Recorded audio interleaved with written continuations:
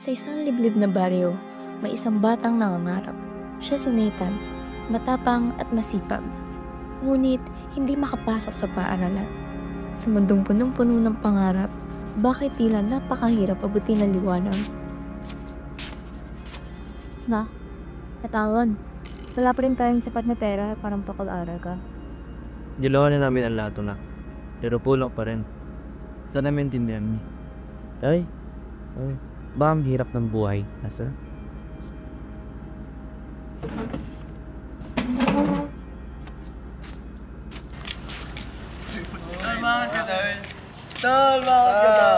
Whoop! Si Lito pala to yung batang di nag-aaral. Oo nga dito. Magka ba nangangarap?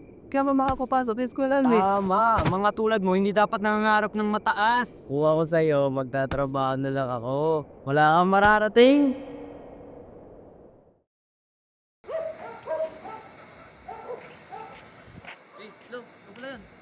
Naasan ka?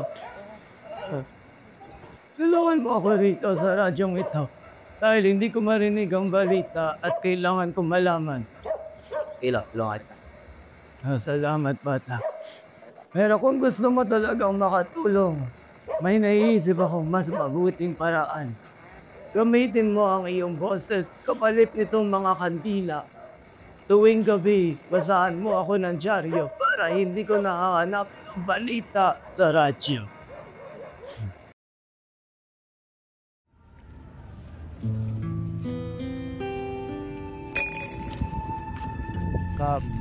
Kaba. Ay ngalo, kabata. Kabata, ano ba yan? Yun. Yan. Kaba.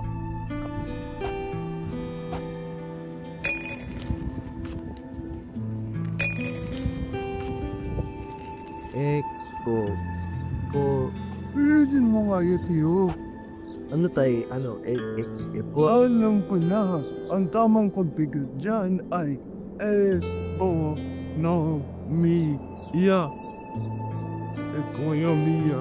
Ekonomiya? Oo, tama. Ganun pala yun. Ganun pala yun. No? Foto na?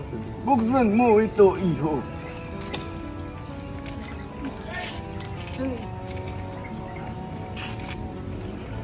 Lo, paano? Paano mo nagawa ito, Lo? Hindi kailangan ng paningin upang makita ang halaga ng edukasyon. Ang mga perang nakuha ko sa pagbebenta ng kantina ay inipon ko para sa iyo. Ipagpatuloy mo ang iyong pangarap, iho.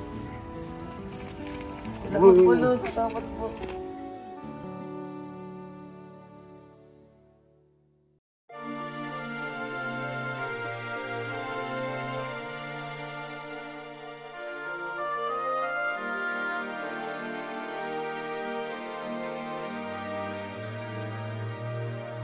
Lo! Mo? Makabili na ako ng mga libro. Masaya ka ba na? Sasamahan sana kita sa pagbabasa ng mga libre siyans kung kaya mo lamang. Ngunit ang magagawa ko lang ay suportahan ka. Sobrang saya ko, Lo. Maraming salamat kasi kahit na di ako nakapagbasa dahil tinuruan mo, natutunan ako magbasa. Batid kong kailangan mo yan. Hindi ko rin naman kailangan ang perang nakuha ko sa pagbebenta ng kantila. Kaya naisip ko, mas mabuti na sa iyo ang ikaw ang makinabang dito. Lo, salamat.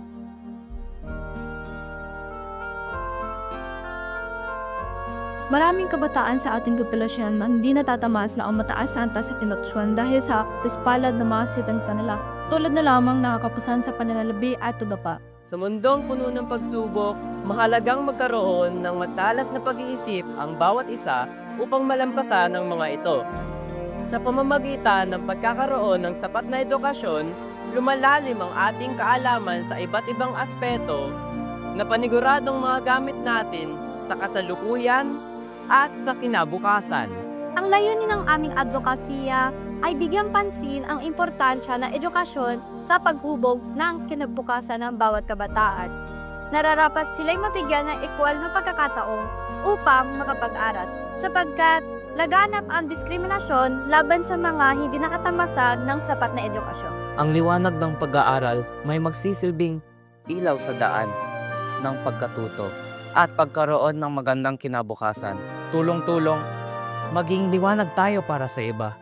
Liwanag para sa liwanag. Liwanag. Liwanag. Liwanag. Liwanag. Liwanag. Liwanag para sa liwanag. liwanag.